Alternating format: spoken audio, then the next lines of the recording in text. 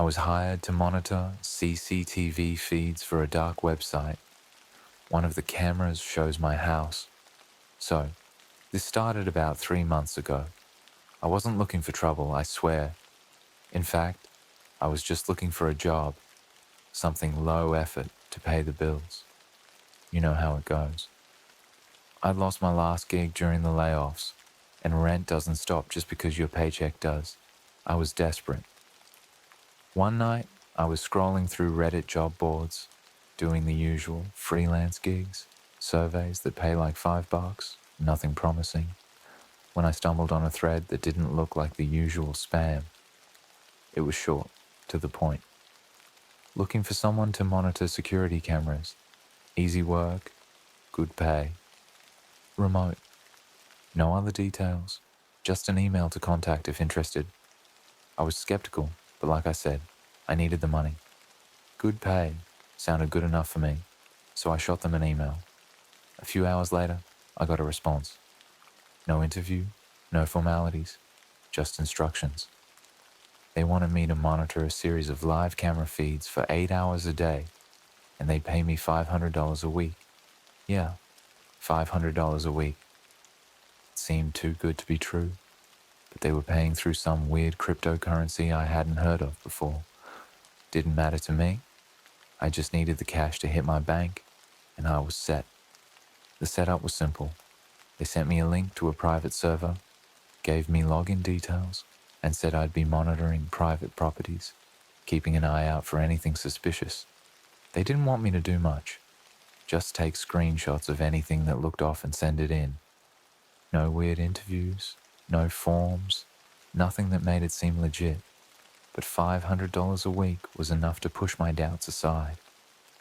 When I first logged in, the screen filled with a grid of live feeds, all grainy and low res. Most of the cameras showed empty buildings, warehouses, parking lots, that kind of thing. Some were inside houses or apartments, which made me feel a little uneasy, but I convinced myself it was probably some security system for paranoid rich people. The job was boring. For the first few weeks, nothing happened. I'd sit there, watching static rooms and empty parking lots, feeling like a glorified babysitter for empty spaces. I got into a routine. Scroll through the feeds, make a few notes, eat junk food, repeat. Then, one night, things changed. It was late, around 2 a.m. I was tired, trying to keep my eyes open, when I noticed something strange on one of the cameras. It wasn't anything too weird at first, just movement. The feed was showing the inside of a house, a typical suburban living room. The room was dimly lit, the camera positioned near the ceiling, giving me a clear view of the front door, a couch, and a large window. A figure walked across the room, slow and deliberate. It wasn't unusual to see people on these feeds, but there was something off about this one. I couldn't put my finger on it at first, but as I stared at the screen, I realized what was bothering me. The layout of the room. It looked familiar. I leaned closer to the screen, trying to shake off the fog of sleep. The furniture, the window, even the way the light from outside cast long shadows on the walls. It all clicked in my mind. My pulse quickened as I sat up, squinting at the grainy image. It was my living room. The feed was showing the inside of my house. I froze, my heart racing. This couldn't be real. Maybe it was a coincidence. Maybe the house just looked like mine. But as I stared at the screen, my mind racing, I noticed something I couldn't ignore. The hoodie slung over the back of the couch. My hoodie. The one I'd tossed there earlier that night. I felt the blood drain from my face. It was my house. There was no mistaking it now. I was staring at a live feed from inside my own home. For a second, I thought I was being paranoid. Maybe I was just tired, seeing things that weren't there.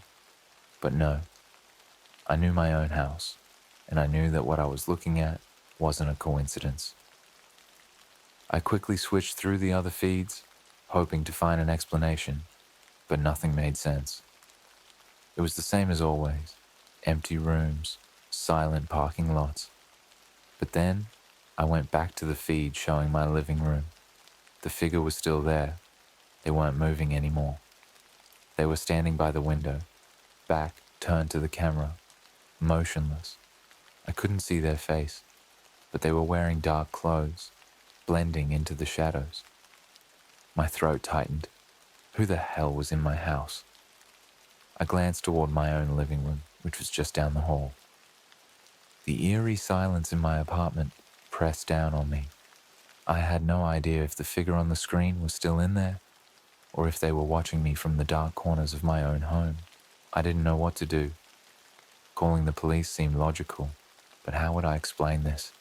That I'd found a camera feed from the dark web showing the inside of my house? They'd never believe me. I grabbed the nearest thing I could find, a heavy kitchen knife, and crept toward my living room, every muscle in my body tensed, ready for something to jump out at me. My footsteps were silent, and the air felt thick, like I was moving through a nightmare. But when I stepped into the living room, it was empty. There was no one there.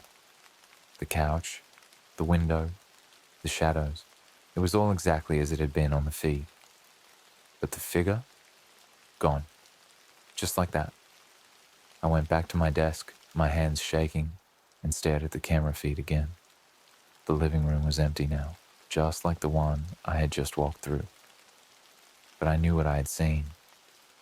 Someone had been there, and somehow I was watching them from a feed I shouldn't have access to. That night, I didn't sleep. I stayed glued to the monitor, waiting for something to happen, some explanation, but the figure never returned.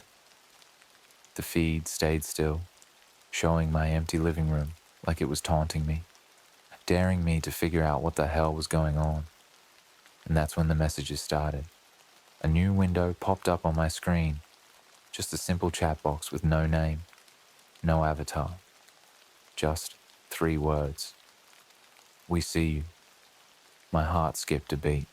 I stared at the message, not knowing what to do. My fingers hovered over the keyboard, but I didn't know what to say, didn't even know if I should say anything. Then another message appeared. Don't turn around. I froze, my eyes locked on the words glowing on my screen. Don't turn around. My heart was hammering in my chest, so loud that I swore I could hear it in the dead silence of my apartment. Every instinct screamed at me to look behind me, but I couldn't move. It was like I was paralyzed by fear, my body refusing to obey. I sat there for what felt like hours, my fingers hovering over the keyboard, my brain racing. What the hell was happening? Who were these people? How did they have access to my house, to me? The silence in the room felt suffocating, like the air was thick with something I couldn't see. I glanced at the camera feed again. The image of my living room stared back at me, empty, still, and somehow more unsettling because of it. Nothing had changed. No shadowy figure, no movement, just the same, eerie stillness. But I couldn't shake the feeling that someone was watching me. Right then, right now, another message popped up on the screen. We told you not to look. My blood ran cold. I hadn't even moved. They knew what I was thinking, knew I was on the verge of turning around. I was caught in this twisted game, and they were pulling the strings, watching every move I made. I had to get out of there. Screw the job. Screw the money. This wasn't what I signed up for. I slammed my laptop shut, grabbed my phone and my jacket, and bolted for the door. My mind was screaming at me to leave, to run. But as soon as my hand touched the doorknob, my phone buzzed in my pocket. A text. I pulled it out, and there it was. Another message from the same unknown number. Leaving won't help. My breath caught in my throat. I glanced around the apartment, every nerve on edge. How were they doing this? How did they know I was trying to leave? Was my entire apartment bugged? Was this some kind of sick prank? I threw my phone down on the couch, my hands shaking. I couldn't think straight. My body wanted to run, but my mind was locked in place, waiting for the next message, the next instruction from whoever the hell was on the other side of the screen. I forced myself to take a deep breath. I needed to figure this out. Panicking wouldn't help. I sat down at my desk again, slowly opening my laptop, dreading what I might see next. The chat window was still there, waiting for me, like an unwanted reminder that I was trapped in this nightmare. "Why me?" I finally typed, my hands trembling. There was a long pause. Too long. The screen remained still, the little blinking cursor taunting me with its silence. Then, after what felt like an eternity, the reply came. "You agreed to watch. Now we watch you." I stared at the screen, my mind spinning. This wasn't just about some random job anymore. They were watching me because I had taken the gig. I had opened the door, let them into my life, and now they were here, watching me like one of those feeds I'd been monitoring for weeks. Another message followed quickly after. "We always see you." I slammed the laptop shut again, the force of it making the desk shake. This was too much. It felt like I was losing my grip on reality. I had no idea who these people were, what they wanted, or how they had managed to get access to my home. But they knew me, they knew where I lived, and they were watching everything. And then, for the first time, a horrible thought crept into my mind. Had they been watching me this whole time? From the moment I accepted the job, were they watching me through my own camera, tracking every single thing I did? I had spent hours monitoring feeds, assuming they were just security cameras for private properties. But what if I was part of it all along? I stood up from my desk, pacing the room. I felt like a caged animal, caught in a trap with no way out. I needed to do something, anything, to make this stop. The idea of calling the police crossed my mind again, but I knew how insane this would sound. I could picture the conversation. "Yeah, hi. There are people watching me through my own security camera. It's part of a dark web job I signed up for." They'd laugh me out of the station. I grabbed my phone again, scrolling through the messages. Every instinct told me to just leave, to get out of the apartment and never look back. But deep down, I knew it wouldn't matter. They'd find me wherever I went. They already had their eyes on me. I had to face this. I reopened the laptop, hands shaking, and stared at the feet of my living room, my own home, still as a tomb, with that same uneasy feeling crawling up my spine. Then, I did something I hadn't tried yet. I switched to another feed, one of the random ones I'd been monitoring for weeks. But this time, I recognized it. It was the hallway just outside my apartment. I stared at the screen, my breath catching in my throat. The grainy black and white feed showed the familiar hallway, my door, the scuffed floor, the flickering light just outside. And there, standing right in front of my door, was the same figure I had seen in my living room. They weren't moving, just standing there, like they were waiting for me to make the next move. My phone buzzed again. Another text. "We're closer than you think." The figure on the screen slowly raised their hand and knocked on my door. Once, twice, 3 times. The sound echoed through my apartment, loud and deliberate. My blood went cold. This wasn't a game anymore. They were here. The knocks echoed through my apartment like a gunshot, sharp and deliberate.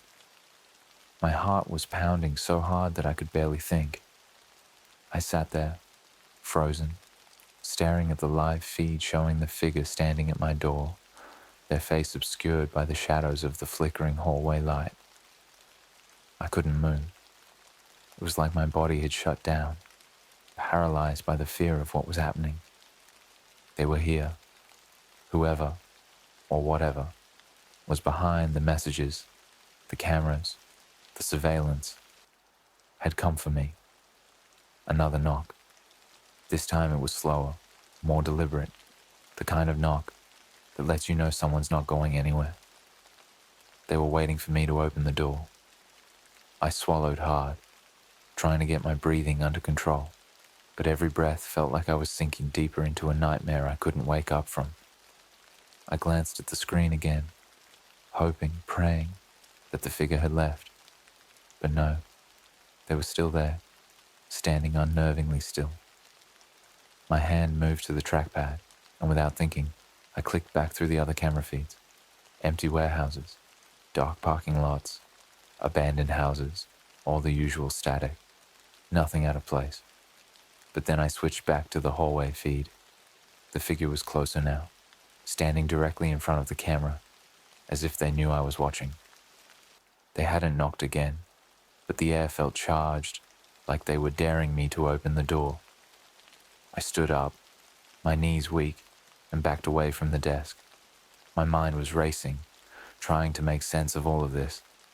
How could they have found me? How long had they been watching me? And more importantly, what did they want? The silence was suffocating. I could feel the pressure building, every second stretching out like an eternity. I had to do something. I couldn't just sit there, waiting for whatever was on the other side of that door to break in. I grabbed my phone, fingers trembling, and dialed 911. The line rang once, twice, and then it clicked, but no one spoke. "Hello?"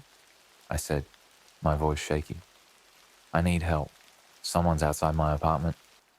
A voice interrupted me, low, calm, and eerily familiar. "We told you, leaving won't help." I dropped the phone, the sound of it hitting the floor, barely registering over the pounding in my ears. That voice. It wasn't the 911 operator. It was them. They had intercepted the call. They were inside the system, controlling everything, like puppeteers pulling the strings. My body went cold. I was completely trapped. I couldn't call for help. I couldn't run. And whoever was at my door wasn't going to wait much longer. I backed up until I hit the wall, my breath coming in shallow gasps. My mind was spinning with possibilities, each one darker than the last. The only option left was to confront this, to open the door and face whatever was on the other side. My eyes flicked back to the live feed, and for a moment, my heart stopped. The hallway was empty. I blinked, staring at the screen. The figure was gone. There was no one standing in front of my door anymore. The feed showed the same empty hallway I had walked down countless times, but I knew what I had seen. Someone had been there. And then, a whisper, low and soft, crept through the silence. "Open the door." It wasn't coming from my phone. It was coming from inside the apartment. I looked around, heart pounding, trying to pinpoint where the voice was coming from, but it was everywhere surrounding me. My skin prickled with cold, and every instinct screamed at me to get out, but I was frozen in place. I couldn't tell if the whisper was in my head, or if someone was actually speaking. Then I heard it again, louder this time. "Open the door." I glanced toward the door, half expecting to see the handle turn, for it to swing open by itself, but it stayed closed. The silence settled back in, thick and oppressive. I had no choice. I had to open the door. If I didn't, this wouldn't end. The fear was suffocating, but the unknown was even worse. I took a deep breath, steeling myself for what was about to happen, and slowly reached for the doorknob. My hand trembled as I wrapped my fingers around the cold metal. For a second, I hesitated, every part of me screaming that this was a terrible idea. But I had come too far. I had to know. I turned the knob. The door creaked open, revealing the dark hallway beyond. My heart pounded in my chest as I stepped forward, expecting to see someone standing there waiting for me. But the hallway was empty. I stepped out, glancing left and right, my breath catching in my throat. There was no one there, just the dim light flickering overhead and the unsettling quiet that stretched through the building. The figure from the camera, the one that had been knocking, they were gone. Like they had never been there at all. I turned back toward my apartment, a chill running down my spine. The door was still half open, the faint glow from my laptop spilling into the hallway. That's when I noticed something. A small, folded piece of paper on the floor just inside my apartment. It hadn't been there before. My hands shook as I bent down to pick it up, my mind racing with possibilities. I unfolded it slowly, my breath catching as I read the words written in neat, precise handwriting. We're inside. Look closer. I dropped the paper, my pulse spiking. I ran back into my apartment, slamming the door behind me.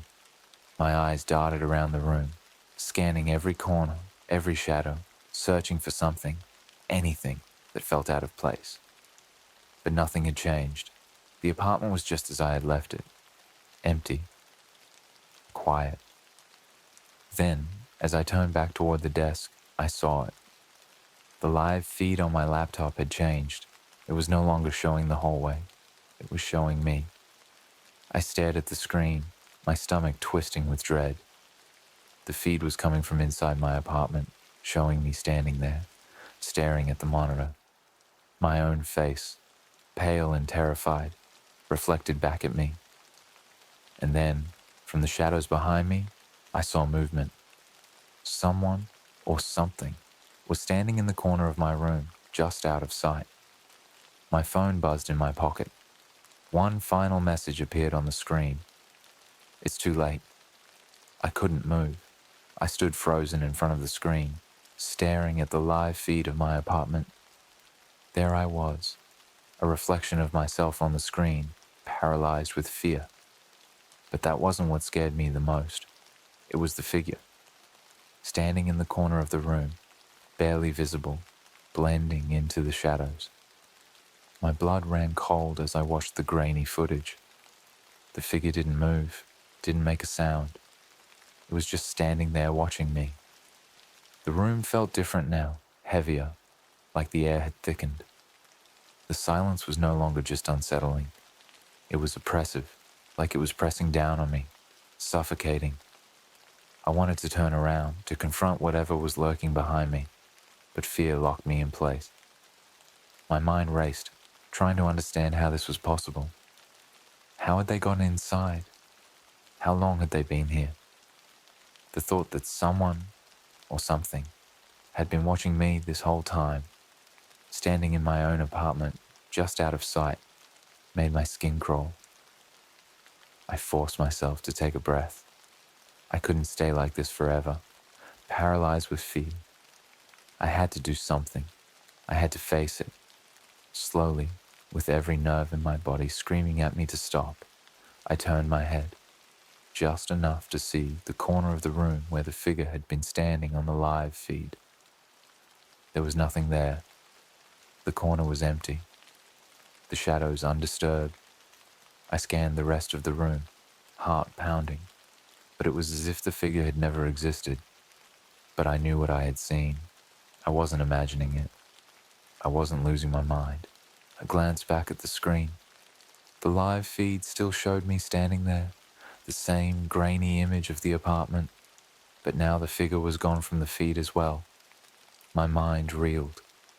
Whoever, or whatever, was playing this game was toying with me. They wanted me to doubt what I saw, to make me question reality, but I wasn't going to fall for it. I marched over to the corner where the figure had been, my body trembling with adrenaline. I crouched down, inspecting the wall, the floor, even running my hands along the surface. as if I could somehow find a trace of what had been standing there. Nothing. But as I straightened up, my phone buzzed again. The sound nearly made me jump out of my skin. I fumbled for it, dreading what I'd see next. My hands shook as I unlocked the screen. It was another message. We're everywhere. There's no hiding from us. I swallowed hard, my mouth dry. This wasn't just some hacker playing a cruel trick. This was bigger, darker, something far more sinister. Whoever they were, they had complete control over my life, my space, my mind. They weren't just invading my apartment, they were invading me. The thought made my stomach turn. I paced around the room, my mind spinning, trying to figure out what to do. Leaving wasn't an option. They'd already proven they could follow me wherever I went. Calling for help? Useless. They had intercepted my last attempt, and the police would never believe me. They would think I was crazy. Hell, I was starting to think I was crazy. I needed proof. I needed to capture this, to show that I wasn't imagining it. I grabbed my phone again, switching it to video mode. If they were watching me through the cameras, then maybe I could watch them back. I started filming the apartment, slowly panning the camera across the room. The lens trembled in my hand as I captured every corner, every shadow, every inch of the space. I didn't know what I was expecting to find, but I had to do something. Then, just as I moved the camera toward the hallway leading to the front door, I caught a glimpse of movement. I stopped, heart racing, and panned the camera back. There, standing just inside the hallway, was the figure. This time, I could see it clearly through the lens, tall, featureless, shrouded in darkness. The figure was standing unnaturally still, as if waiting for me to acknowledge it. My breath caught in my throat. It wasn't just a shadow or a trick of the light. It was real, and it was here. I lowered the phone slowly, my heart hammering in my chest. I didn't dare look at it directly. I couldn't. The fear was too strong, too overwhelming. But I kept the camera pointed toward the hallway, the figure still visible through the lens. And then it moved. The figure shifted, almost imperceptibly, like it was taking a step toward me. My legs went weak. I stumbled back, the phone slipping from my hand and clattering to the floor. The screen flickered, then went dark. In the sudden silence that followed, I felt the weight of its presence, looming over me, filling the room with an almost palpable dread. I couldn't breathe. I couldn't think. And then I heard it. A voice. Low, distorted, barely a whisper. You're part of this now. I turned toward the hallway, the words echoing in my mind. But the figure was gone. Just like that, the space was empty again, as if nothing had ever been there. The air in the room felt lighter, but the fear was still suffocating. I scrambled to pick up my phone, my hands shaking as I tried to regain some sense of control. I replayed the video, my eyes scanning the screen, desperate to see what I had captured, but there was nothing. The hallway was empty on the video, just like it had been the first time I looked. No figure, no movement, just the empty, silent apartment. My phone buzzed again. I didn't want to look. I didn't want to see what they had to say now, but I knew I couldn't ignore it. Slowly, I opened the message. It doesn't matter what you record. We're always here, watching. I felt a cold sweat break out across my skin. They weren't just watching me. They were playing with me, controlling every aspect of what I saw, what I felt, what I thought. They were everywhere, just like they said. I couldn't escape them. No matter what I did, no matter where I went, they would always be there, lurking just out of sight, watching me through the shadows. I sank down onto the couch, the weight of everything crashing down on me. I was trapped, There was no way out of this, no way to stop them. They had made sure of that. And then, as if to hammer the final nail into the coffin, one last message appeared on the screen. This is just the beginning. The words, "This is just the beginning," hung in the air like a final sentence. My mind was racing, my body trembling. I felt a deep, gnawing fear settle into the pit of my stomach, an overwhelming realization that whatever was happening wasn't going to stop. They had me now, wrapped in their grip, and there was no getting out. I tried to think, to focus, but it was hard to even breathe. The figure, the whispers, the messages, they were all blending together in my mind, creating a thick fog of dread. And now, I had to face the harsh truth. This wasn't just some twisted prank or a job gone wrong. It was something much darker, something I couldn't control. I grabbed my phone again, staring at the black screen. For a moment, I thought about smashing it, cutting off all communication with whoever or whatever was behind this. But I knew it wouldn't matter. It wasn't just the phone. It was everything. The cameras, the feeds, the constant surveillance. They could see me anywhere. They wanted me to know that. I stood up from the couch, every muscle in my body tense, and moved slowly toward the door. I wasn't sure where I was going, but I couldn't just sit there waiting for them to make the next move. Maybe if I left, I could lose them. Maybe somehow I could outrun whatever was happening. As I reached for the doorknob, my phone buzzed again. I didn't want to look. I didn't want to see what they had to say next. But I knew I had to. Slowly, I pulled the phone from my pocket and unlocked it. There was no text this time, just a picture. A picture of me, standing at the door. I stared at it, my heart pounding in my chest. The photo was taken from behind, showing me in the exact position I was in right now. Reaching for the doorknob, my back turned to the camera.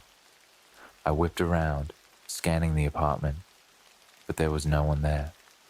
No camera, no visible sign of how the photo had been taken.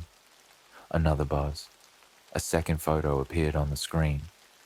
This one showed me from the front, my terrified expression frozen in the image.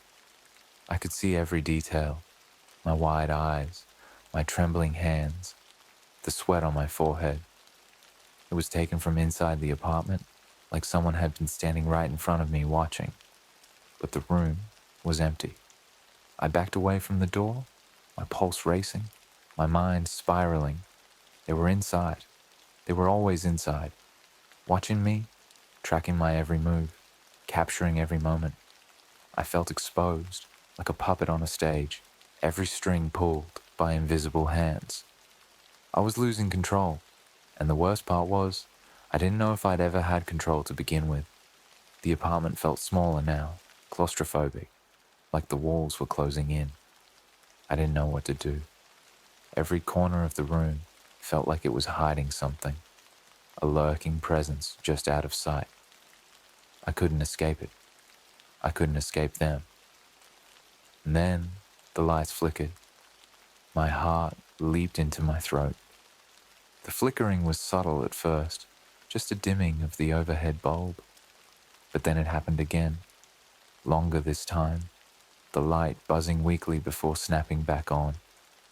The room swayed in and out of shadow, the darkness pressing in on me.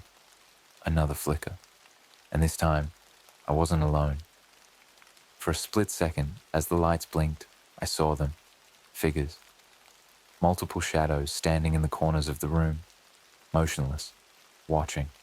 There was no detail, just black outlines of people, silent, still, but undeniably there. The lights came back on, and they were gone. I stumbled back, nearly tripping over the coffee table, my body trembling with fear. I couldn't do this. I couldn't stay here. But I also knew that leaving didn't mean I'd escape. Wherever I went, they would follow. They had already shown me that.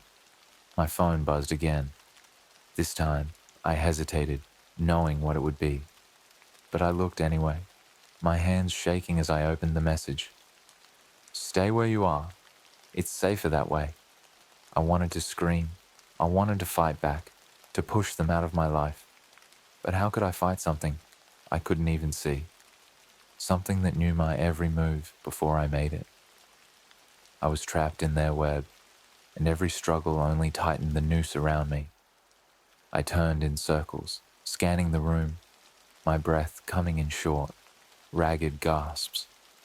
The shadows felt deeper now, the silence heavier, like the entire apartment was holding its breath, waiting for me to make a move. But I couldn't. I was frozen with fear, trapped in my own home, with nowhere to go. The lights flickered again. This time, the figures didn't vanish when the light came back on. They were still there, standing in the corners of the room, their dark, featureless forms blending with the shadows. They didn't move, didn't make a sound, but I could feel them watching me, their presence filling the space. One of them took a step forward. My heart raced as I backed into the wall, my hands trembling. The figure stopped just a few feet away from me, their form barely visible in the dim light. I couldn't see a face, couldn't make out any details, but I knew they were staring at me. And then, without warning, they spoke. Not in the eerie whispers I had heard before, but in a voice that was clear, calm, and terrifyingly familiar. You don't belong here anymore. The room seemed to tilt, the air growing thick and heavy. I could feel myself slipping, like I was being pulled away from reality, from everything I had known. The figures moved closer, their presence overwhelming, suffocating. I shut my eyes, trying to block them out, trying to will myself back to safety. But it was too late. I could feel them surrounding me, their hands reaching out, their voices echoing in my mind.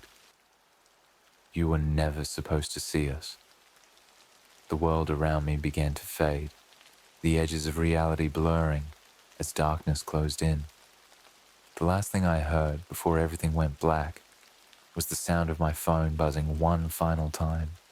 But this time, I didn't dare look, because I knew deep down that whatever was waiting for me on that screen would be the last thing I'd ever see.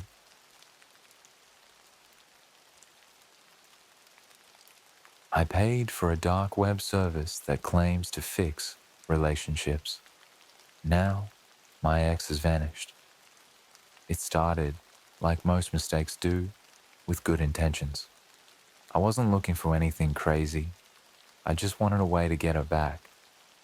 I guess that's how it always starts when relationships fall apart. You tell yourself you'll do anything to make it right, but sometimes anything goes way too far. Her name was Jenna, and we had been together for 3 years. It was the kind of relationship where we knew everything about each other. I thought she was the one, honestly. But over the last few months, things had started to slip. It wasn't just the usual arguments anymore. It was bigger, deeper. Every little thing seemed to set her off, and I wasn't much better. Then, one day, she left, packed up her things while I was at work and just disappeared. I came home to an empty apartment and a single note that read, "It's over. Please don't contact me again." I didn't handle it well. I'll admit that. I called, texted, begged, no response. The silence ate away at me. I started thinking about all the things I should have done differently, all the ways I could have been better. You know how it goes. Your mind spins in circles, replaying every mistake. I was desperate, and I wasn't thinking clearly. I just wanted her back. I wanted to fix it. That's when I started looking online for advice. At first, it was just the typical breakup forums, relationship guides, YouTube videos with titles like "How to Get Your Ex Back in 30 Days." But nothing seemed to help. In fact, It just made me feel worse. I couldn't get her out of my head. I was spiraling. Then, late one night, I came across a post on a forum that didn't look like the usual advice. It was buried deep in a thread posted by some anonymous user, and it simply said, "For those who really need a solution, there are services that can help. The deep web has ways to fix your problems." I should have ignored it. I really should have. But when you're desperate, when your heart feels like it's been ripped out, and you're stuck in that never-ending loop of what if, you start doing things that don't make sense. So, I clicked the link. I'd heard about the dark web before, of course. Everyone has. I knew it was dangerous, filled with all sorts of illegal stuff, but I wasn't looking for anything like that. I wasn't into drugs or weapons or any of the creepy things people associate with that part of the internet. I just wanted a way to fix my relationship. The link took me to a page that didn't look all that different from any regular site. It was simple, just a black background with white text, no flashy graphics or anything that screamed illegal. The site was called Reconnect. The description on the homepage was short and to the point. "We specialize in repairing broken relationships. Whether you've lost someone you love or are struggling to reconnect, our methods are guaranteed to bring the two of you back together." At first, it seemed harmless. There was nothing that screamed danger. No crazy promises. No weird requests for money up front. Just a form where you put in your name, your ex's name, and a brief description of the situation. They claim to analyze the emotional and psychological aspects of the relationship and provide a solution. It sounded weird, but not like some deep web horror story. So I filled it out. I wrote about how Jenna and I had drifted apart, how I'd tried everything to fix things, and how she had cut off all contact with me. I hit submit and sat there for a minute, wondering if anything would even happen. I was sure it was a scam, or worse, that nothing would come of it at all. Then, almost immediately, I got a response, an email. The subject line read, "Your request has been processed." The body of the email was brief. "We have reviewed your case. The service will begin shortly. Please note, once the process starts, there is no turning back. Results are guaranteed, but be advised that outcomes are irreversible. Follow the instructions closely. You will receive further communication soon." It was vague, really vague, but in my desperation I convinced myself it was legit. I mean, what was the worst that could happen? Maybe it would send some kind of relationship advice or strategy. I wasn't thinking about consequences, only about how badly I wanted Jenna back. The final line of the email chilled me a little though. "We recommend you avoid direct contact with the subject during the process. Let us handle the work." That should have been my first real red flag, but I was too far in to back out. I didn't want to admit to myself that I had crossed a line, that this was more than just some online service. And besides, they had already said, no turning back. The next morning, things started to change. It was subtle at first. I woke up to a message from Jenna, the first one I'd gotten in weeks. It wasn't long, just a single line. "Hey, can we talk?"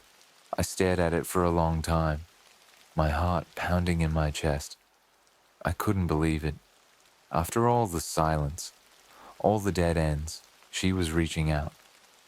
I immediately typed back, "Of course.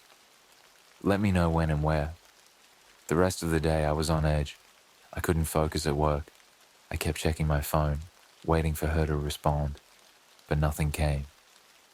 The whole time, I couldn't stop thinking about that email, about the service I'd signed up for. Was this their doing? Had they already started fixing things? It didn't seem possible, but there it was. Jenna had messaged me. By the time the afternoon rolled around, I still hadn't heard from her. I figured she was probably busy, or maybe second-guessing reaching out. I tried not to obsess over it. But then I got a second email from Reconnect. Phase 1 complete. The subject has initiated contact.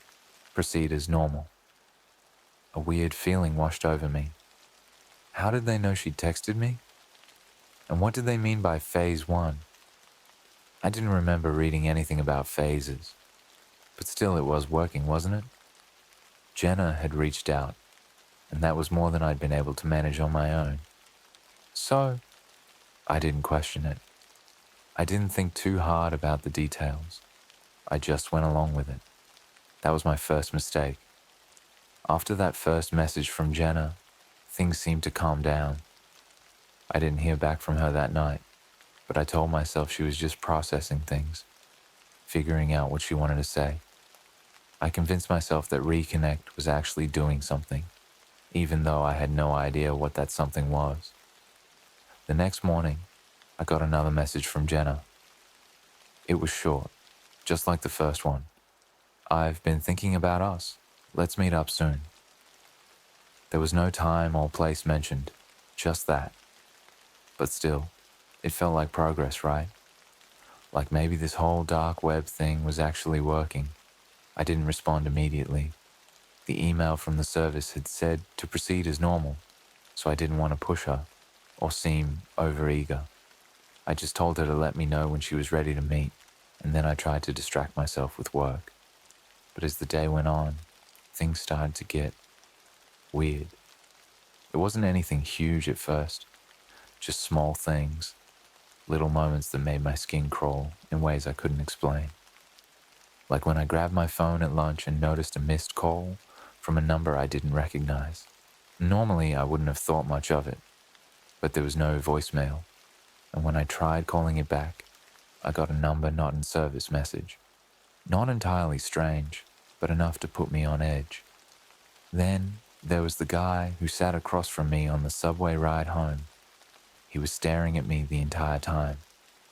I know that sounds paranoid, but it was like he wasn't even blinking, like his eyes were fixed on me, the way someone looks at a TV screen they can't turn away from. When I finally got off at my stop, he stayed on the train, still staring as the doors closed. It was unsettling, but I shook it off. When I got home, I noticed something else. The door to my apartment was unlocked. I could have sworn I locked it that morning before leaving for work. I always do. My mind immediately went to break-ins, but nothing was missing. Nothing was even out of place. I did a quick sweep of the apartment, but everything was where I'd left it. Just that door. I convinced myself I must have forgotten to lock it in my rush that morning. That made the most sense, right? But that night, as I lay in bed, I couldn't shake the feeling that I wasn't alone. Every little noise made me jump. A creak in the walls, the sound of footsteps outside on the street below. I told myself it was all in my head, that I was just on edge from everything going on with Jenna. I even turned my phone off, hoping that cutting myself off from all the notifications would help me sleep. But it didn't. The next day, Jenna still hadn't set a time to meet. She sent another vague message instead. I need some time to think. Things are complicated right now. I couldn't help but feel like something was off. I wanted to ask her what she meant, but I held back. Instead, I tried to follow the advice from the service. Proceed as normal. So I kept my response light, telling her I understood and that I was here whenever she was ready. But as the hours passed, I couldn't shake the growing unease in my stomach. The weird things were piling up. More strange calls, people staring at me for just a little too long, and that creeping feeling that I was being watched. I thought maybe I was just stressed, that I was overthinking everything because of the situation with Jenna, but that didn't make the feeling go away. And then, that evening, I got another email from Reconnect. Phase 2 in progress. The subject will experience distance. Do not interfere. Distance? What did that even mean? I stared at the email for a long time, my stomach churning. What was this Phase 2 they were talking about? Was Jenna pulling away from me even more now? I hadn't interfered, just like they told me not to, but this wasn't what I wanted. I wanted her back, not to feel even more distant. I sent a message to Jenna, asking if she was okay. I couldn't help myself. I needed to know, but she didn't respond. Not that night, not the next day. A week passed, and nothing. She'd gone silent again, just like before. Every time my phone buzzed, I hoped it was her, but it never was. It was always spam or random numbers that hung up as soon as I answered. It was driving me crazy. I started feeling like I was back where I'd started, like the service wasn't doing anything at all. And then, one night, there was a knock at my door. It was late, around midnight, maybe later. I was already in bed, trying to sleep, when I heard the first knock. It wasn't loud, but it was firm enough to snap me out of the half-dream I'd been drifting in. At first, I thought I'd imagined it, but then it came again, a steady knock, this time louder. I got up, heart racing, and grabbed my phone. No messages, no missed calls. I walked to the door, my bare feet cold against the floor, and checked the peephole. There was no one there. I opened the door slowly, peeking out into the hallway. Nothing. Just the empty, dimly lit corridor, stretching out in either direction. I stepped out, looking both ways. Still, no one. No signs that anyone had been there at all. But as I turned to go back inside, I noticed something. On the ground, just outside my door, was a small piece of paper folded neatly. My name was scrawled across the front in sharp, uneven handwriting. I felt a pit form in my stomach as I picked it up. I knew, without even opening it, that it was connected to reconnect. I unfolded the note with trembling fingers. The process is almost complete. Do not contact the subject. Trust the outcome. I stood there in the hallway, clutching the note, my mind racing. What process? What outcome? And why was I suddenly getting these cryptic notes outside my door? I didn't sleep that night. I couldn't. I just lay there, staring at the ceiling, wondering what the hell I'd gotten myself into. The next morning, I tried calling Jenna again, straight to voicemail. I sent her another text, but I knew she wouldn't respond.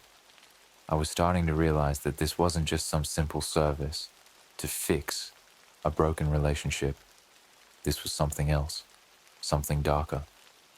After that note, I didn't know what to do. The longer this went on, the more I felt like I'd signed up for something far more sinister than I'd ever imagined. The emails, the messages, the strange calls, they weren't random. They were all connected. And Jenna, she hadn't responded in days. I thought about ignoring the whole thing, just deleting every trace of reconnect from my life. But I knew it wasn't that simple. Whatever process had started, it wasn't done. The note said as much. I tried telling myself that this was all just part of some psychological trick they used to mess with people, to keep them engaged. But deep down, I was starting to feel the weight of something darker lurking beneath the surface. The morning after I found the note, I got another email. The subject line was different this time. Final phase. Initiated. My heart dropped as soon as I read it.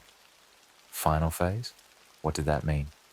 I opened the email, half expecting some kind of explanation, but there was nothing helpful, just a single line of text. The subject is no longer accessible. You are advised to refrain from further attempts to contact. I stared at the screen, the words blurring in front of me as panic began to set in. No longer accessible? What the hell did that mean? Was this some way of telling me that Jenna had officially moved on? Or was it something worse? I grabbed my phone and immediately tried calling her. Voicemail. Again. I sent her a text, then another, and another. No response. My anxiety was clawing at me now, and every moment of silence only made it worse. I needed to hear from her, to know she was okay. I even drove by her place, but there were no signs of her. The curtains were drawn, and her car wasn't in the driveway.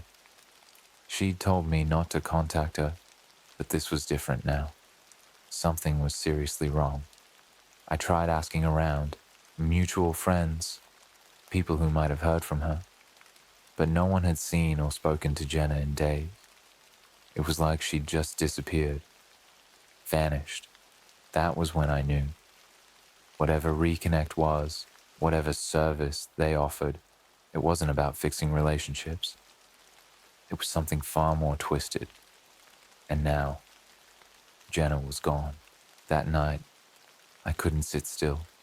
My apartment felt too quiet, too oppressive, like the walls were closing in on me.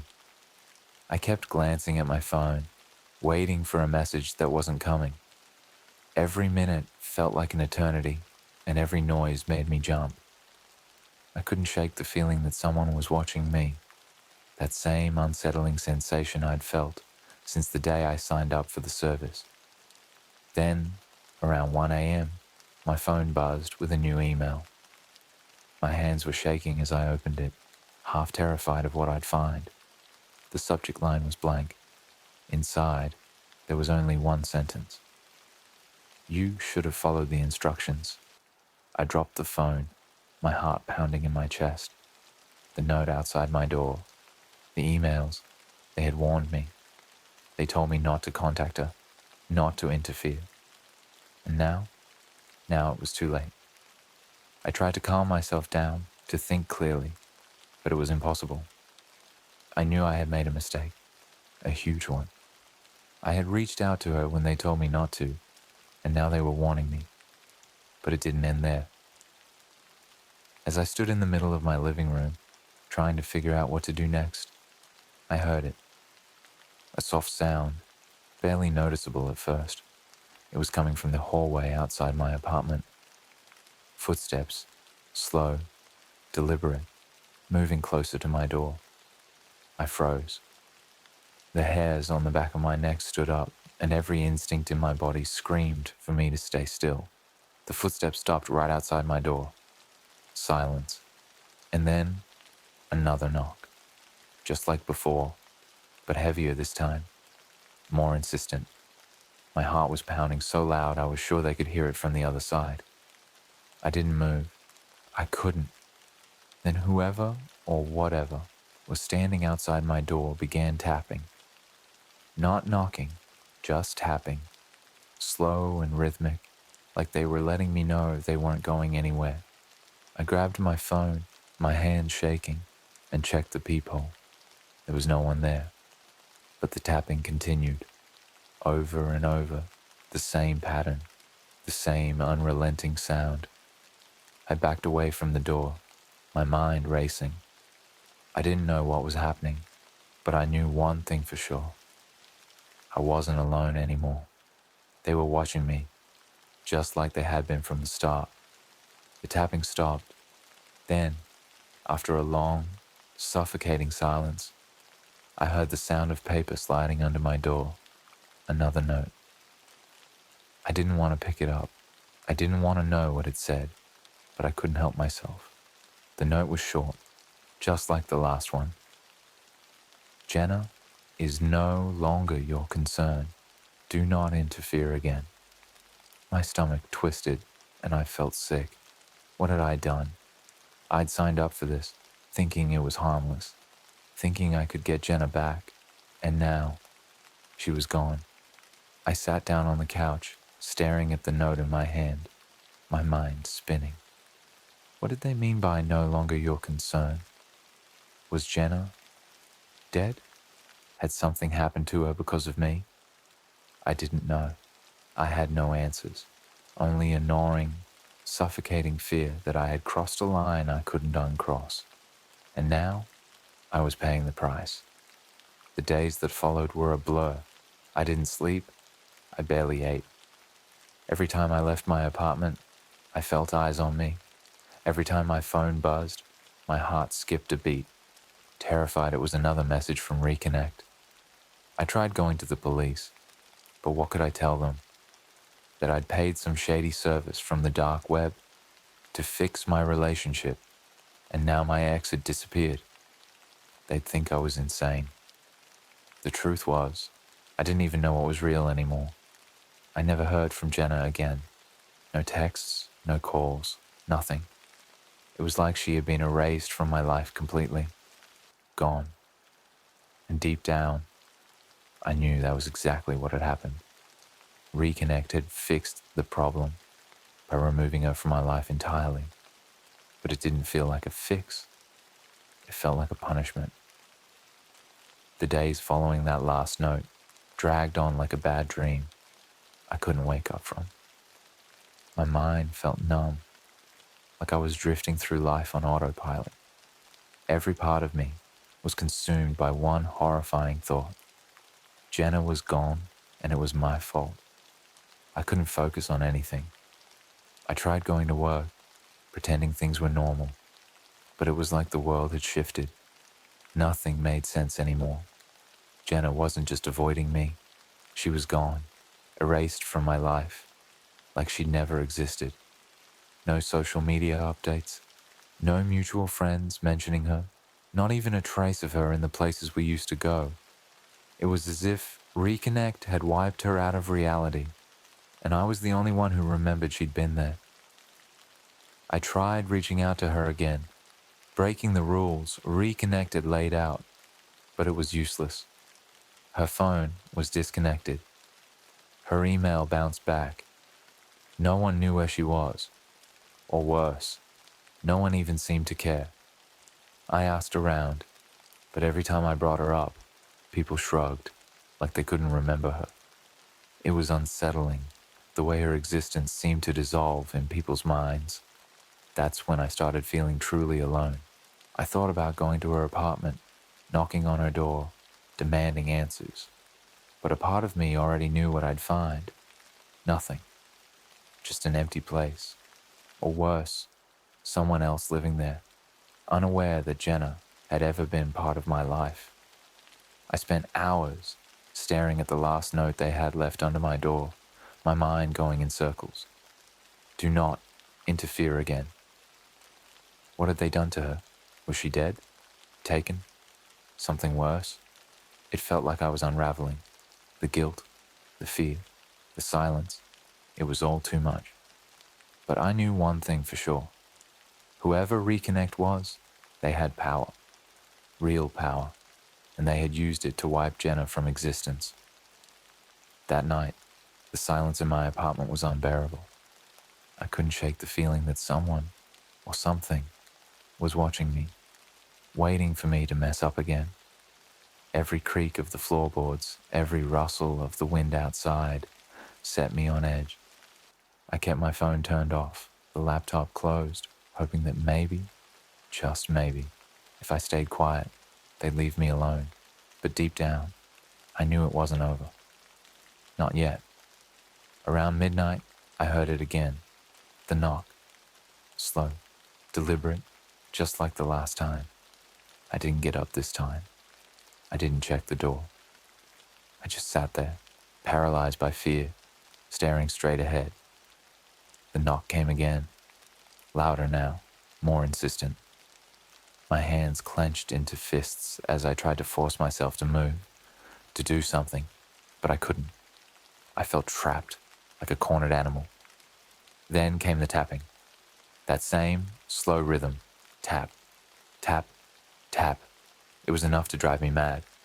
Finally, I forced myself to stand. My legs felt like lead, every step heavy as I moved toward the door. I don't know what I was expecting to find, but whatever it was, I knew I wouldn't like it. When I reached the door, I hesitated, my hand hovering over the doorknob. The tapping stopped. For a long moment, there was nothing but silence. No more knocks, no more taps, just the oppressive quiet pressing down on me like a weight. I peered through the peephole, but just like last time, the hallway was empty. I stood there, heart racing, trying to make sense of it all. Was this some kind of sick game? Were they toying with me, pushing me closer and closer to the edge? Then, just as I was about to turn away, I heard a new sound, faint, almost imperceptible at first. It was coming from the floor just beneath the door, a soft, rustling, like paper being slid underneath. I felt a wave of dread wash over me as I bent down and picked up the note. My hands trembled as I unfolded it, my eyes scanning the words scrawled in the same sharp, uneven handwriting. You broke the rules. Now it's your turn. My stomach dropped. I didn't understand what they meant, but I knew it couldn't be good. I had crossed a line by trying to contact Jenna, and now they were coming for me.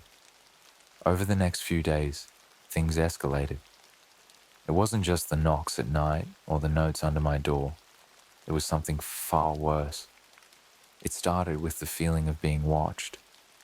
Everywhere I went, I felt eyes on me. At work, in the grocery store, even walking down the street. People would glance at me, their eyes lingering just a little too long, their faces blank and unrecognizable. It wasn't just paranoia anymore. I could feel it. They were everywhere. And then the calls started.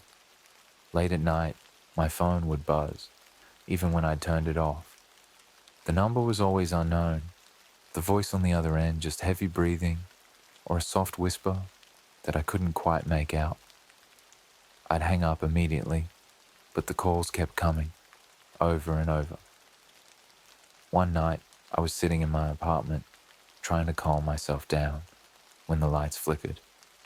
I froze, staring at the ceiling as the power surged, the light bulbs dimming and brightening in rapid succession. Then, just as quickly as it started, the lights went out completely, plunging the apartment into darkness. I fumbled for my phone, the screen casting a faint glow as I opened it. There, waiting for me, was a message. No sender. Just 2 words that made my blood run cold. Come outside. My heart was pounding in my chest, my mind racing. I didn't want to go. I didn't want to know what was waiting for me. But I couldn't ignore it. I couldn't shake the feeling that if I didn't do as they said, things would get worse. Far worse. I stood at the door for what felt like hours, my hand hovering over the knob. Finally, with a deep breath, I opened it. The hallway outside was empty, just like before. No figures, no signs of anyone. But something was different this time. Something felt different. On the floor, right outside my door, was a single envelope, the same as before. But this time, when I picked it up, I noticed something odd. The paper felt heavier, thicker, like something was inside. I opened it, my hands shaking, and pulled out a small, black USB drive. There was no note, no instructions, just the drive. I knew what I had to do, but the thought of plugging that thing into my laptop filled me with a sense of dread I couldn't shake. Whatever was on it, I knew it wasn't good, but I had no choice. They had left it for me. I had to see. I plugged the drive into my laptop, the screen flickering to life. A single file appeared. No name, just a timestamp from that very night. I clicked on it. It was a video. At first, the screen was black, the sound of faint static buzzing in the background. And slowly, the image began to take shape. It was me, sitting in my apartment, staring at the door, just as I had been moments before. The camera zoomed in slowly, creeping closer and closer, until it was right behind me. I could see myself, my face pale, my breathing shallow, completely unaware of the camera's presence.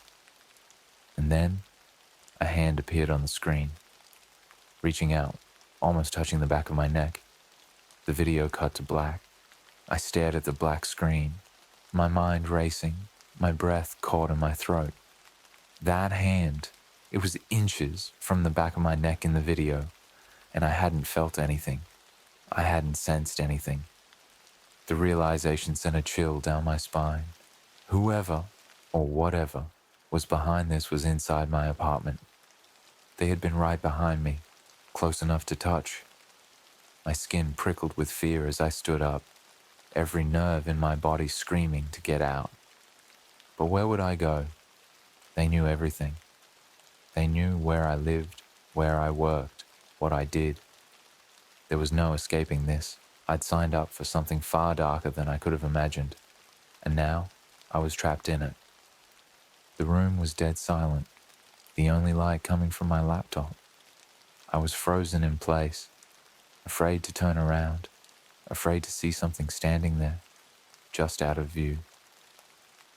I couldn't shake the image of that hand reaching out to me, as if it was a warning of what was coming next. Then, the laptop buzzed.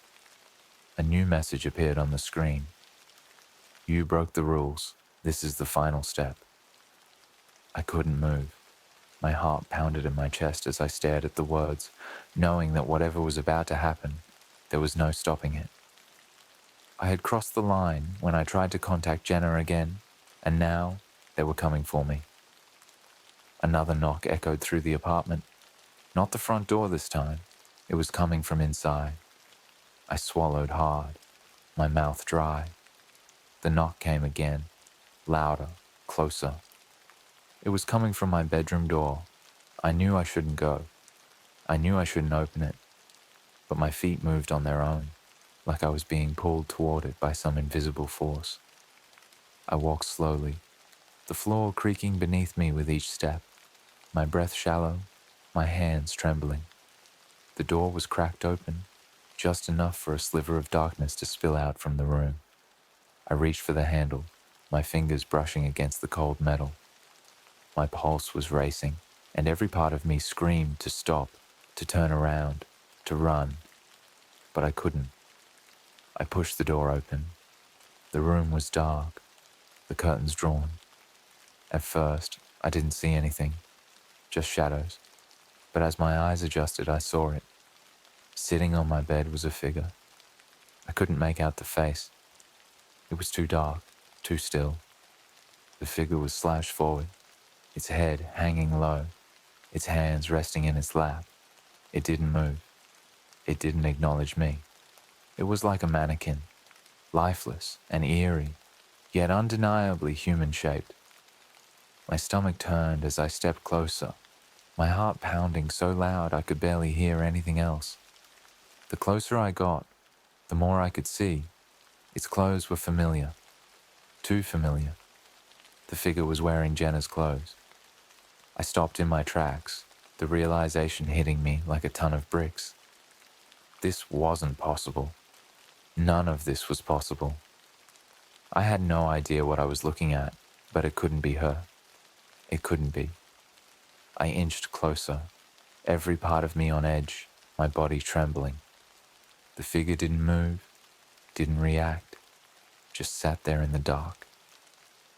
My mind raced, trying to make sense of what I was seeing. I wanted to run, to scream, to do anything but get closer, but my feet wouldn't stop moving. And then the figure slowly lifted its head.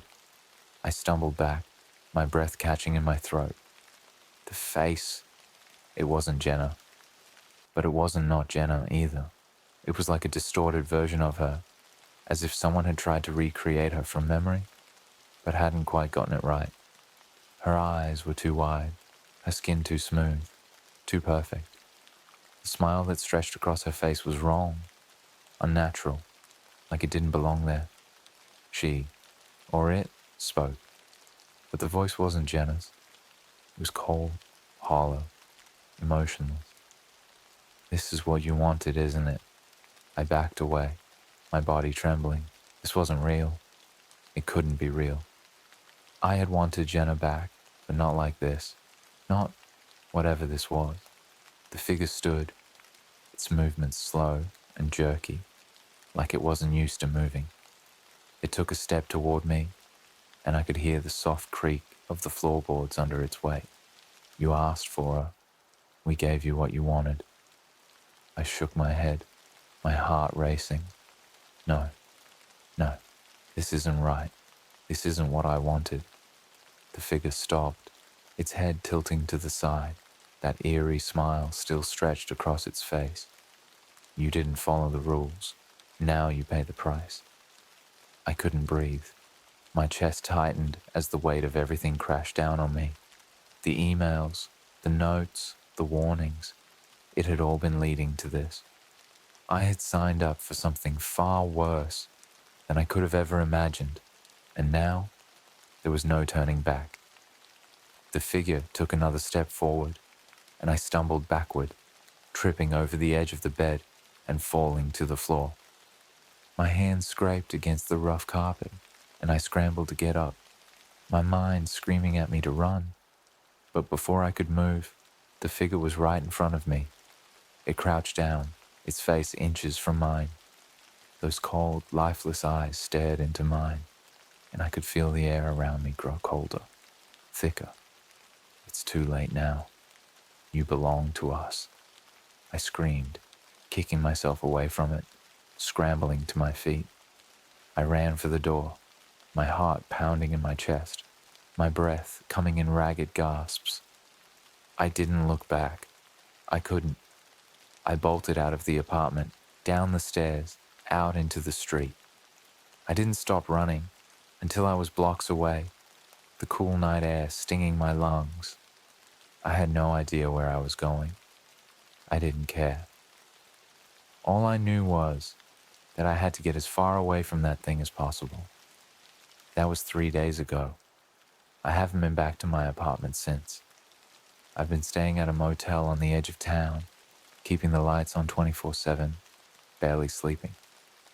Every time I close my eyes, I see that face, Jenna's face, twisted and wrong. I hear that voice, cold and empty, telling me it's too late. I know they're still watching me. I can feel it. The texts haven't stopped. The emails keep coming, telling me I can't run forever. And deep down, I know they're right. There's no escaping them. I signed up for this, and now I'm trapped. Whatever reconnect is, whatever they've done, they've won. And soon, I know they'll come for me.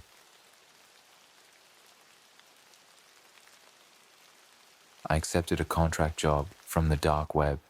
Now, the target knows where I live. It started like any other night. I was scrolling through random forums and rabbit holes on the internet, trying to find something, anything, to pass the time. You know how it is, right?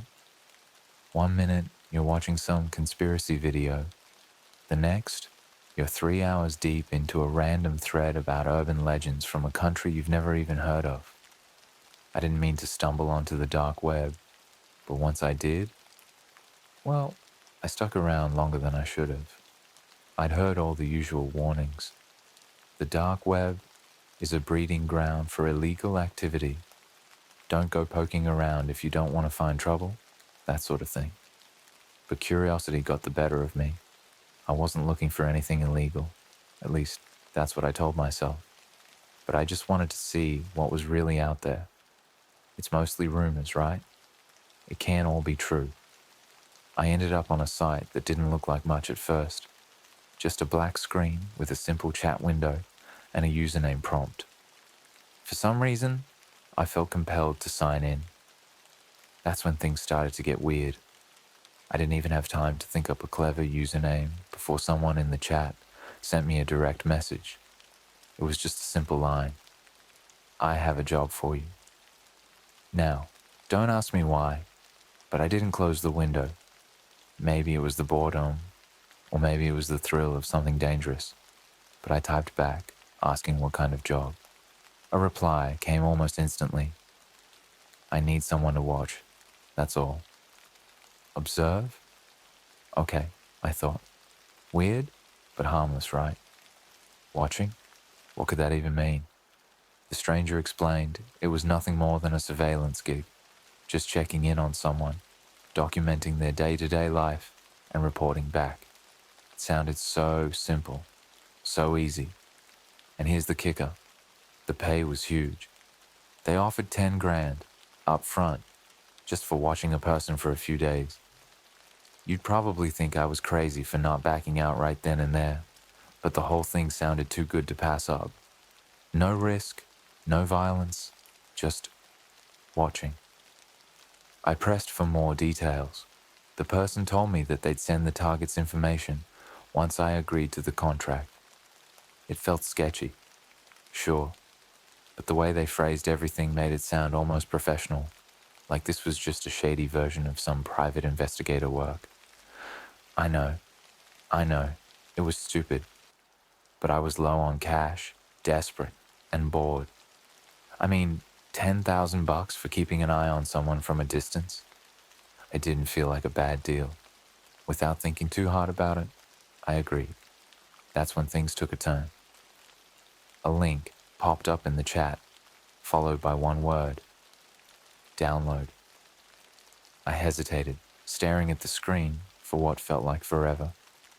I knew the risks, and I knew how dangerous downloading files from the dark web could be, but I was already too far in. My mouse hovered over the link, my heart pounding in my chest. In hindsight, maybe I should have stopped there, but I didn't. I clicked it. The file was small, and it only took a few seconds to download. I opened it, and what I saw sent a chill down my spine. It wasn't just an address or a name. It was an entire dossier. Photos of a guy around my age, mid-20s, looking completely normal. Too normal, in fact. There were notes about his daily routines, the places he frequented, even his favorite food spots. It was like someone had been watching him for a while already. At first, I thought maybe this was a test run or something. Maybe they were trying to see if I could handle the job. But then, I scrolled down to the bottom of the document and froze. There, listed under location, was my own city. My hands shook as I reread the address. It wasn't far from where I lived. Suddenly, this whole thing felt too real.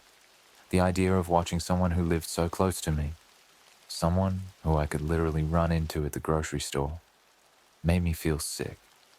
But I'd already accepted the job. I didn't know what I was getting into, not really. But it was too late to back out now.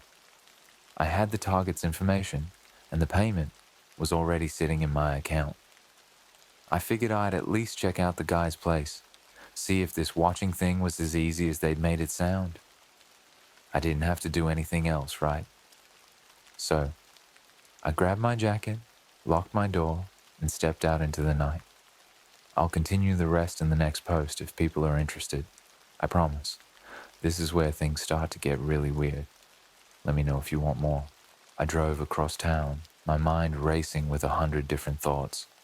What if this guy noticed me? What if someone else was watching me? The whole thing felt wrong, but I couldn't stop myself. It's like once I accepted that money, I was locked in. No backing out now. The address led me to a neighborhood that looked too normal. You know the type. Quiet, suburban, the kind of place where people wave to each other from their driveways and kids ride bikes until dark.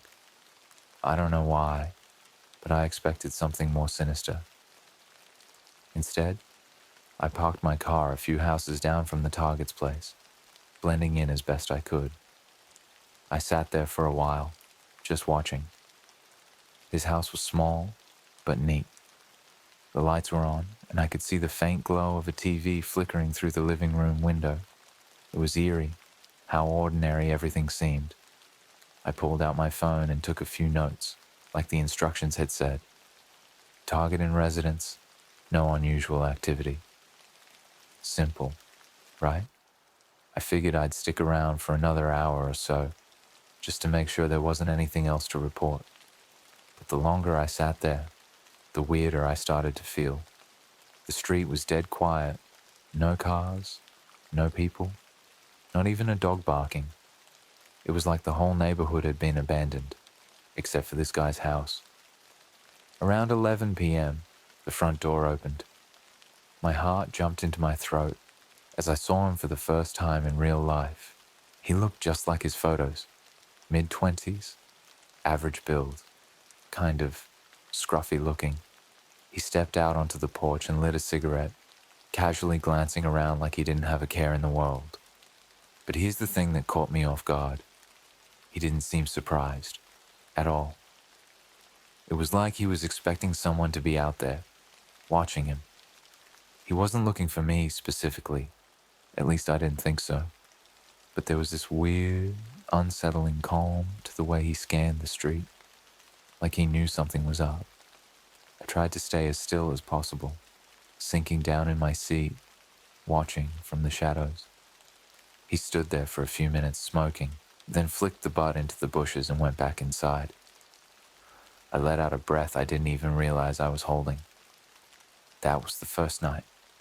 The next day, I couldn't shake the feeling that something was off. I mean, the guy seemed harmless enough, but there was something about the way he acted that got under my skin. Like he knew he was being watched, but didn't care. I tried to brush it off, telling myself I was just being paranoid. But then I got a message from the same person who'd hired me.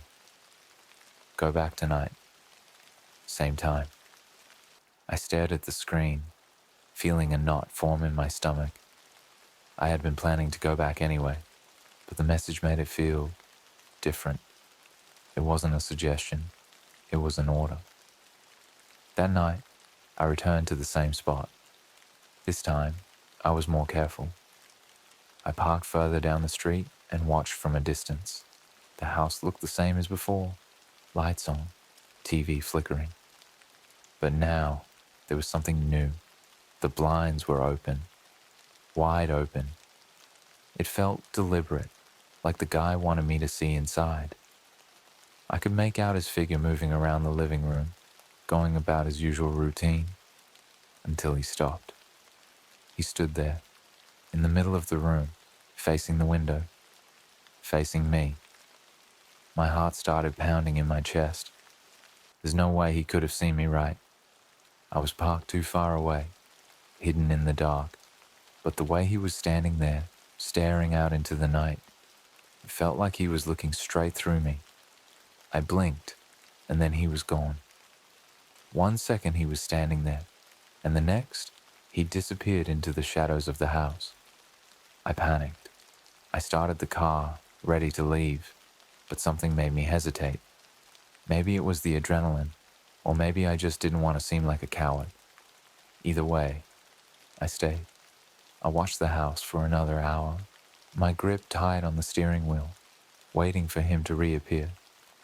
But he didn't. As I drove home that night, I couldn't shake the feeling that I'd missed something important, something I wasn't supposed to see. The guy wasn't just some random target. There was something more to this. When I got back to my place, I tried to relax, but sleep wasn't happening. I kept replaying that moment over and over in my head. The way he'd stood there, watching the street, like he knew.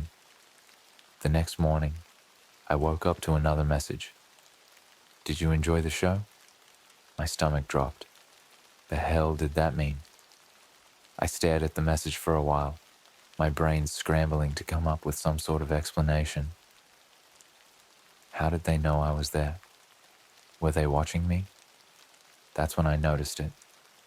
Sitting on the edge of my desk, right next to my computer, was a small package I didn't remember putting there.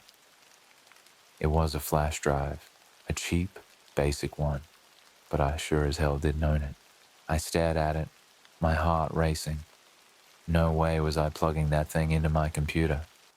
Not after everything that had happened. But curiosity got the better of me, again. I grabbed an old, half-broken laptop I hadn't used in years, plugged the drive in, and opened the only file on it. It was footage. Footage of me, sitting in my car, outside the target's house, from the night before. I sat there, staring at the screen, my pulse racing in my ears. The footage was grainy, like it had been recorded from a distance, but there was no mistaking it. It was me, my car, parked in the same spot as the night before. You could even see me hunched over in the driver's seat, trying to stay out of sight. I felt exposed, like someone had peeled away the thin layer of protection I thought I had. How the hell did they get this footage? The angle wasn't from the house, it was from behind, as if someone had been sitting just a few cars down, watching me while I was watching him. My hands trembled as I closed the laptop, pushing it away like it was some kind of cursed object. I glanced around my apartment, every shadow suddenly feeling hostile, every creak in the walls a threat. Was someone outside right now, watching? I rushed to the window, half expecting to see a figure lurking on the street, but there was nothing. Just the same quiet neighborhood, completely unaware of the nightmare I'd just stumbled into. Still, I couldn't shake the feeling of being watched, like someone had their eyes on me, waiting for me to make a wrong move. I couldn't go back to the house, not after this. I told myself that I was done, that I'd send a message back and quit the whole thing. I didn't care about the money anymore. I just wanted out. But when I opened the chat window, there was already another message waiting for me. Tonight, same place, all will come to you. The knot in my stomach tightened. They had been watching me all along, hadn't they? The job wasn't just about surveillance.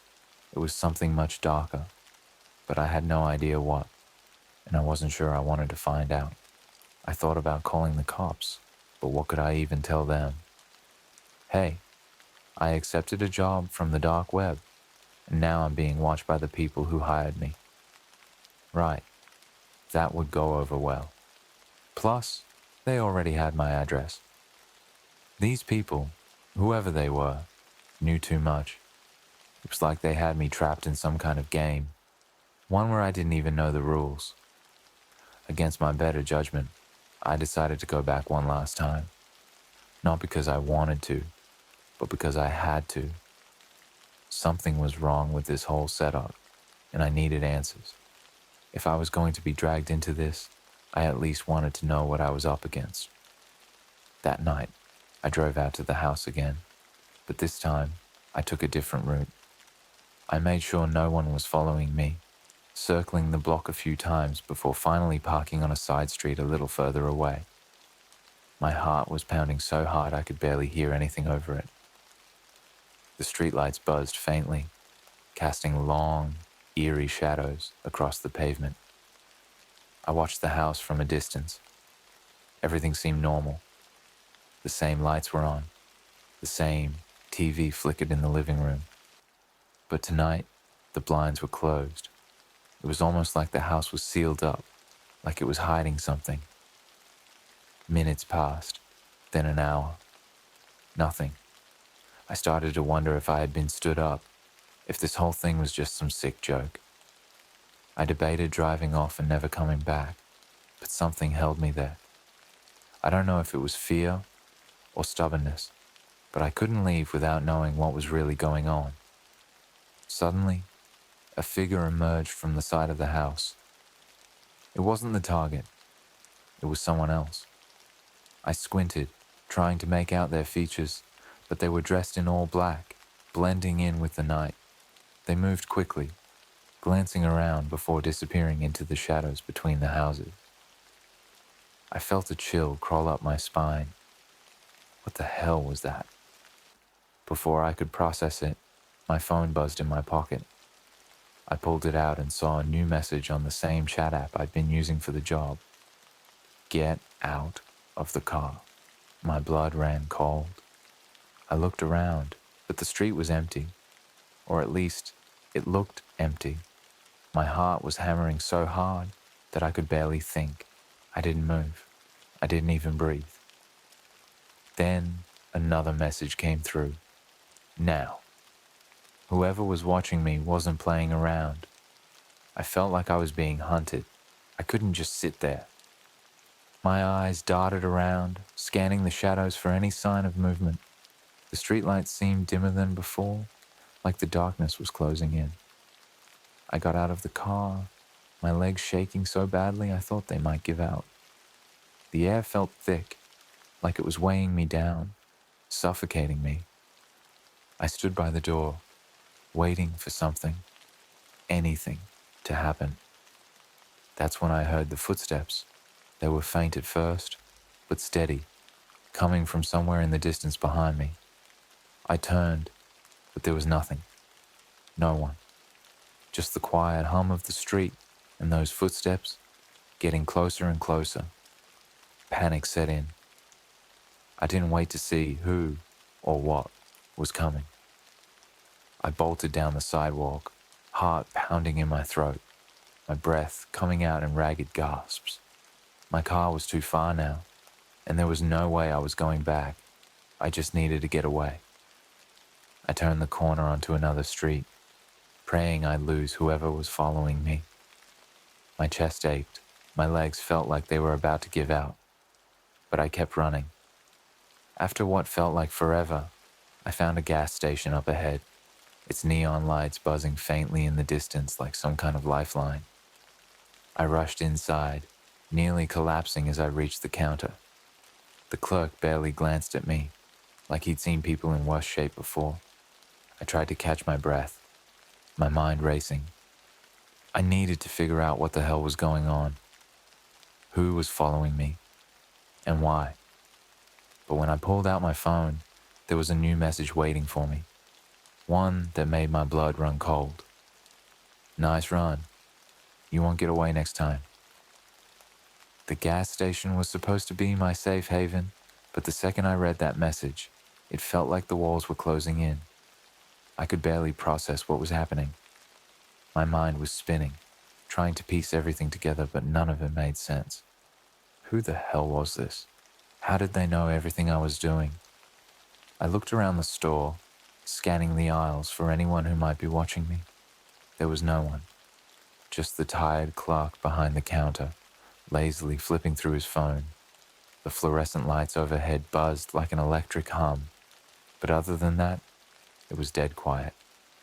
My phone buzzed again, pulling my attention back to the screen. You're not as invisible as you think.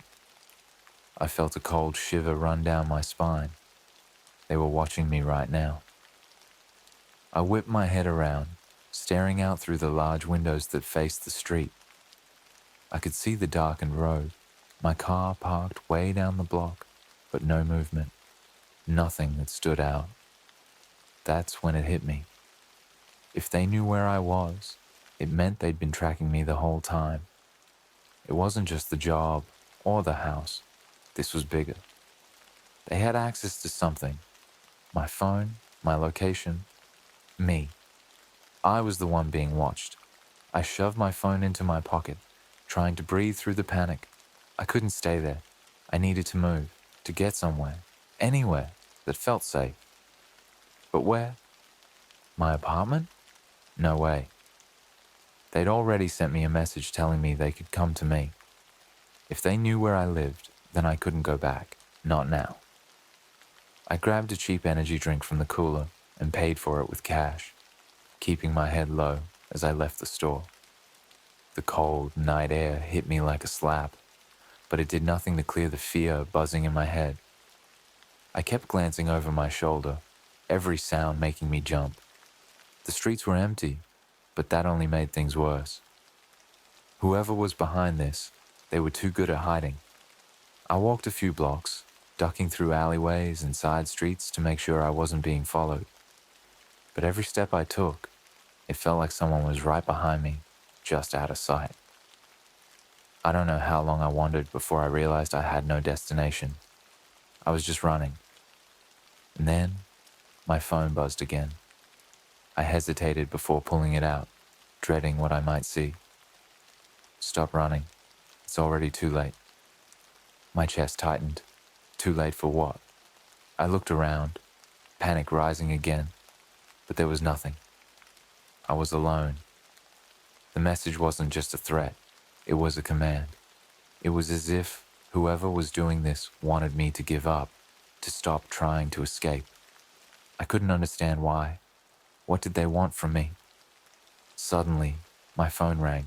and the sound made me jump so hard I nearly dropped it. The caller ID was blocked, of course, but something told me I needed to answer.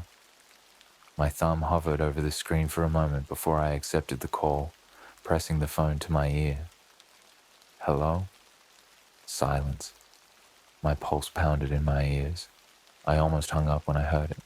A voice, quiet, distorted, like it was coming from a broken speaker. We're not far. My breath caught in my throat. I looked around, my eyes darting to every shadow, every dark corner. I couldn't see anyone, but that didn't mean they weren't there. What do you want? I demanded, trying to keep my voice steady. There was a pause on the other end, and then the voice spoke again, calm and chilling. You started something you can't finish. I wanted to scream, to throw the phone as far away from me as possible, but I couldn't. I was locked in place, frozen by fear. This isn't about the job anymore, is it? I asked, my voice barely above a whisper. A soft chuckle came through the line, low and menacing. You still don't get it.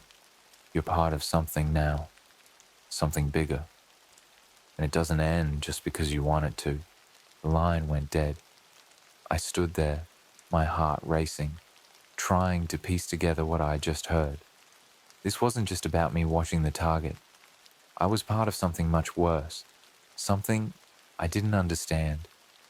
And now, I was in too deep to get out. I started walking again, my thoughts racing. Every step felt heavier than the last. Whoever was behind this had planned it from the beginning. The job, the messages, the surveillance. It was all part of some twisted game, and I was just a pawn. By the time I reached the outskirts of town, I was exhausted, both mentally and physically. I didn't know where to go or who to trust. All I knew was that I couldn't stop moving. Not yet. I found a cheap motel, the kind of place no one asked questions, and checked in under a fake name. The clerk barely looked at me as he handed me the key, and I was grateful for that. The room was small and dingy, but it had a lock on the door, and right now, that was all I cared about. I locked myself inside and sat on the edge of the bed, my head in my hands. What was I supposed to do now? The people behind this, whoever they were, clearly had the upper hand. I couldn't outrun them. I couldn't hide. And worst of all, I didn't even know what they wanted. I pulled out my phone again, half expecting another message, but there was nothing. Just silence. I stared at the screen, my mind racing, when I noticed something strange. The GPS app, one I'd never used, was open, showing my location. And there, just a few blocks away, was a blinking red dot. My blood ran cold. They were close, closer than I'd thought.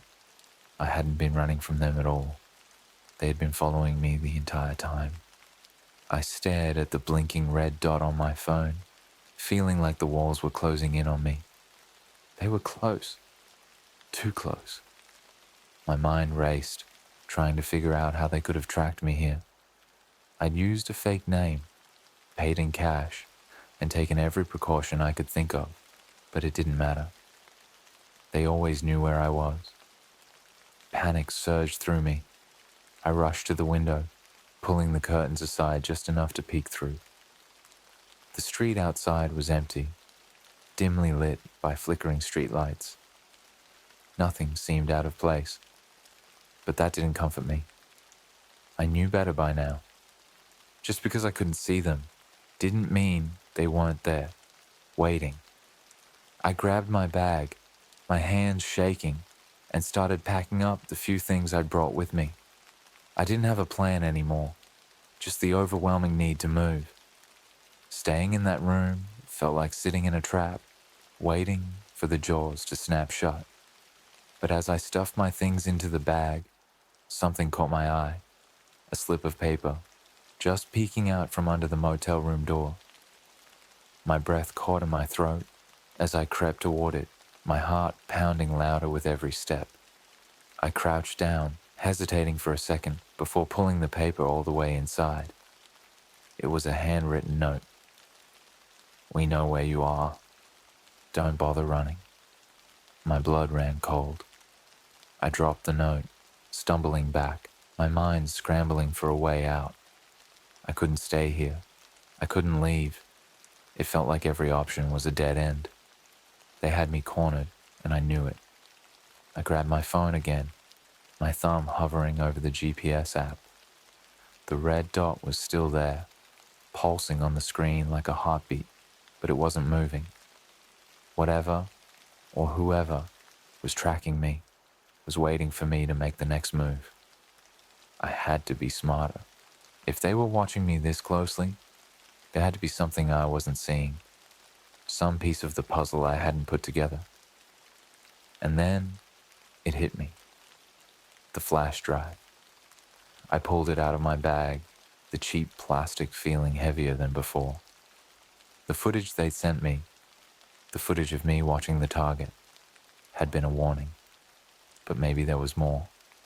Something I missed. With shaking hands, I plugged the flash drive back into my old, half-broken laptop, my heart pounding in my chest. The same video file popped up, the one of me sitting in my car. But this time, I noticed something different. In the corner of the screen, barely visible, was a reflection in the rearview mirror. It was subtle, just a flash of movement, but it was there. Someone was sitting in the back seat. I paused the video, my breath catching in my throat. I zoomed in as much as I could, the grainy footage distorting the image, but I could still make out the outline of a figure. They were there, with me, the entire time. I slammed the laptop shut, my hands shaking uncontrollably. Whoever they were, they'd been right behind me, watching, playing their twisted game while I thought I was in control. But it didn't make sense. Why hadn't they done anything? Why wait? I ran the possibilities through my mind, but none of them made sense. Unless this was all part of the plan. They didn't need to catch me. They needed me to keep running. I grabbed my phone again, staring at the GPS. The red dot hadn't moved. That's when I realized they weren't just following me. They were hurting me. Every move I made, every desperate attempt to escape, was exactly what they wanted. They were leading me somewhere. I just didn't know where yet. The phone buzzed in my hand, another message appearing on the screen. "Look outside." I froze. My heart felt like it had stopped completely. For a second I thought about ignoring it, about pretending this wasn't happening, but I knew I had no choice. Slowly I crept toward the window again, peeking through the curtain. And that's when I saw it. A car was parked just down the street, its headlights off, but I could see the faint glow of a figure inside. They were waiting, watching, but they weren't alone. Another figure stepped out of the shadows, crossing the street toward the motel, dressed in black, moving with purpose. It was them. I stumbled back from the window, my heart racing, my mind screaming at me to move, but my legs wouldn't cooperate. I was frozen in place, trapped in my own panic. A knock sounded at the door, software deliberate. They weren't kicking it in or forcing their way inside. They wanted me to answer. They wanted me to invite them in. I looked at the door, my body trembling. The air felt thick, suffocating. Another knock, louder this time. My phone buzzed again. "It's time to stop running. Open the door." I couldn't breathe. My chest tightened as I stared at the door, the thin barrier between me and whatever was waiting on the other side. The handle rattled, just slightly, as if someone was testing it. My mind was screaming at me to do something, anything, but I couldn't move. And then, without thinking, I reached for the handle. As soon as my hand touched the cold metal, the lights in the room flickered, and for a split second, I swore I heard something. a low, guttural whisper, too faint to make out. I froze, my hand still on the handle. The knocking stopped. I waited, holding my breath, expecting the door to burst open at any second. But instead, there was silence. Thick, oppressive silence. I backed away, my heart pounding, and then I heard it. Footsteps, slowly retreating. The figures outside were walking away. I didn't dare move until I was sure they were gone. When I finally worked up the courage to peek out the window again, the car was still there, but the figures were nowhere to be seen. They had left for now, but something told me this wasn't over. My phone buzzed one last time. I picked it up, dread sinking into my gut as I read the message. "See you soon?